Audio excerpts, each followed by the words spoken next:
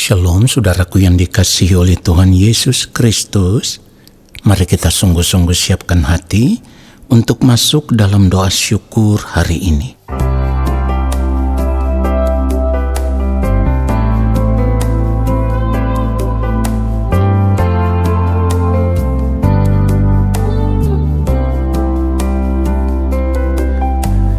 Selidikilah aku, ya Allah,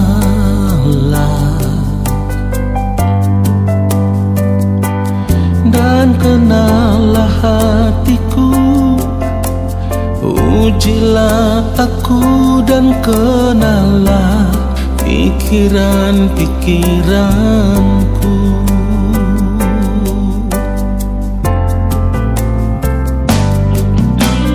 Selidikilah aku, ya Allah, dan kenallah hatiku, ujilah aku dan kenallah pikiran-pikiranku.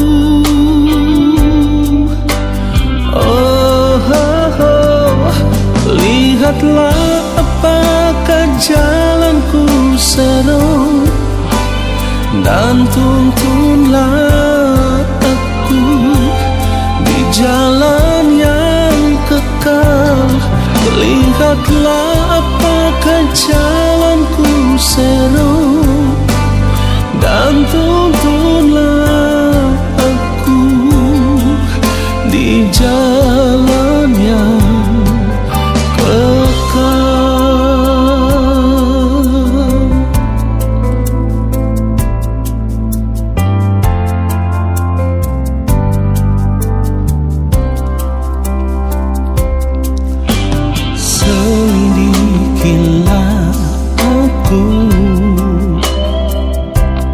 ya Allah,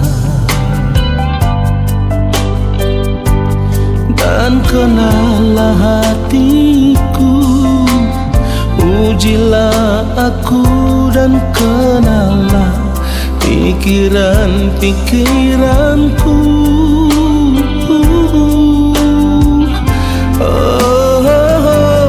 Lihatlah apakah jalanku seru, dan tuntunlah aku di jalan yang kekal.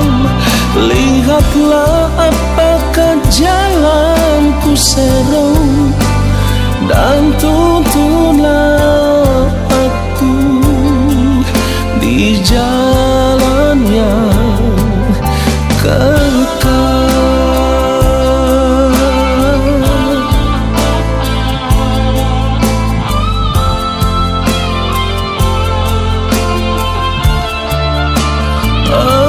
Lihatlah apakah jalanku seru, dan tuntunlah aku di jalan yang kekal. Lihatlah apakah jalanku seru, dan tuntunlah aku di jalan yang kekal, dan tuntunlah aku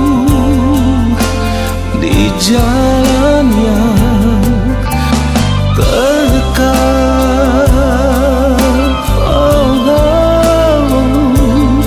Dan tuntunlah aku di jalan yang kekal.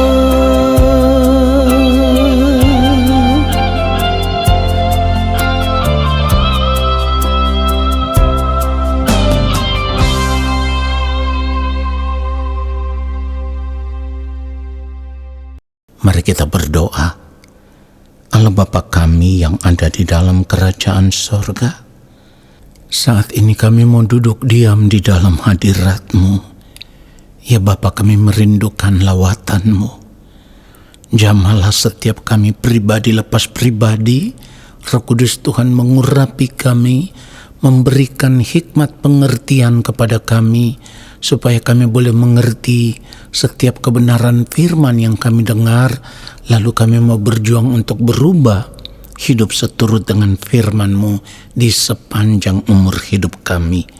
Di dalam nama Tuhan Yesus Kristus kami berdoa dan kami siapkan hati untuk menerima firman Tuhan saat ini. Amin. Saudara yang dikasihi oleh Tuhan Yesus Kristus, kita akan membaca kebenaran firman Tuhan. 1 Petrus 1 kita akan membaca ayatnya yang ke-18 dan ayatnya yang ke-19.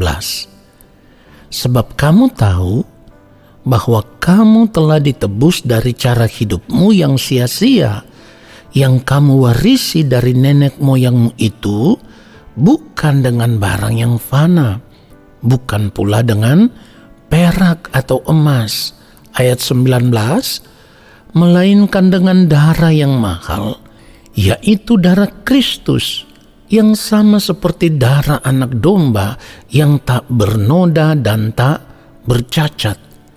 Saudara yang dikasihi oleh Tuhan Yesus Kristus, dari kebenaran firman Tuhan yang kita baca ini, kita akan melihat satu kebenaran yang sangat penting yang harus kita sadari, dan ketika kita mengerti ini, kita harus mengambil keputusan untuk berubah. Perhatikan itu saudaraku, kita harus mengambil keputusan untuk berubah. Firman Tuhan katakan begini, sebab kamu tahu bahwa kamu telah ditebus dari cara hidupmu yang sia-sia. Saudaraku, firman Tuhan katakan kita ditebus dari cara hidup yang sia-sia. Itu artinya selama ini kita tidak pernah menyadari bahwa ketika kita menjalani hidup ini, kita hidup sama seperti manusia pada umumnya. Ketika kita hidup sama seperti anak-anak dunia pada umumnya, maka kita sedang menjalani hidup yang sia-sia. Perhatikan itu saudaraku. Dan kehidupan yang sia-sia ini sudah berlangsung secara turun-temurun. Kenapa? Karena kehidupan yang sia-sia yang kita jalani selama ini adalah kehidupan yang diwariskan kepada kita. Ya, kamu telah ditebus dari cara hidupmu yang sia-sia, yang kamu warisi dari nenek moyangmu. Ini artinya kehidupan yang sia-sia di dalam hidup manusia pada umumnya itu sudah berlangsung secara turun-temurun, saudaraku. Artinya sumber warisan kehidupan yang sia-sia ini berasal dari pribadi nenek moyang kita yang paling pertama, yang diciptakan oleh Allah saat itu, yaitu Adam dan Hawa.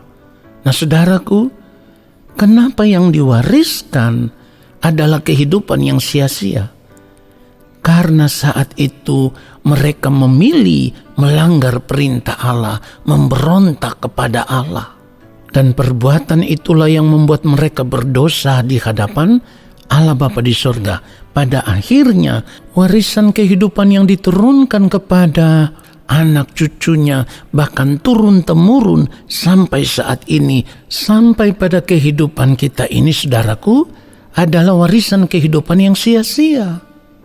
Saudara, jadi cara hidup kita yang sia-sia itu sebenarnya karena kita bercermin dari kehidupan orang tua kita, atau kita meniru cara hidup orang tua kita. Cara hidup orang tua kita itu karena mereka bercermin atau mereka meniru cara hidup dari nenek moyang kita yang lainnya, saudaraku. Nah, ketika sekarang kita hidup sebagai orang percaya, kita berada di dalam Kristus, seharusnya cara hidup yang sia-sia ini sudah tidak boleh kita kenakan lagi. kita seharusnya sudah memiliki warisan kehidupan yang baru, yaitu warisan kehidupan yang ditinggalkan oleh yang mulia Tuhan Yesus Kristus. Ketika yang mulia Tuhan Yesus Kristus masih hidup di dunia ini dalam keadaan sebagai manusia, Ia telah menunjukkan model hidup atau gaya hidup seperti yang dikehendaki oleh Allah Bapa di sorga. Dan ketika sekarang kita hidup sebagai orang percaya yang berada di dalam Kristus, warisan kehidupan yang ditinggalkan oleh yang mulia Tuhan Yesus Kristus inilah yang harus kita kenakan di dalam kehidupan kita.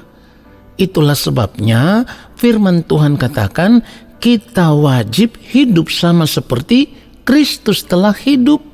Artinya ketika kita berada di dalam Kristus, kita sudah tidak boleh lagi hidup dengan warisan kehidupan yang sia-sia, hidup dengan cara hidup yang lama. Kita harus memiliki cara hidup yang baru. Nah, untuk memiliki cara hidup yang baru di dalam sepanjang hari-hari hidup kita, maka kita tidak punya pilihan yang lain. Pilihan kita hanya satu. Kita harus mulai hidup mengenakan pikiran dan perasaan Kristus. Itu yang firman Tuhan katakan. Hendaklah kamu dalam hidupmu bersama menaruh pikiran dan perasaan yang terdapat juga dalam Kristus Yesus. Hidup mengenakan pikiran dan perasaan Kristus ini adalah hidup mengenakan warisan kehidupan yang baru. Firman Tuhan katakan di dalam 2 Korintus pasal yang kelima ayat 17, jadi siapa yang ada di dalam Kristus, ia adalah ciptaan baru. Yang lama sudah berlalu, sesungguhnya yang baru sudah datang. Jadi seharusnya ketika kita berada di dalam Kristus, maka kita harus menyadari warisan kehidupan kita sudah bukan lagi kehidupan yang lama, kehidupan yang sia-sia yang berasal dari nenek moyang kita itu. Tetapi saat ini kita benar-benar sudah memiliki warisan kehidupan yang baru, yaitu hidupnya Kristus. Dan kalau kita hidup sama seperti Kristus telah hidup, seperti yang firman Tuhan katakan, kita wajib hidup sama seperti Kristus telah hidup.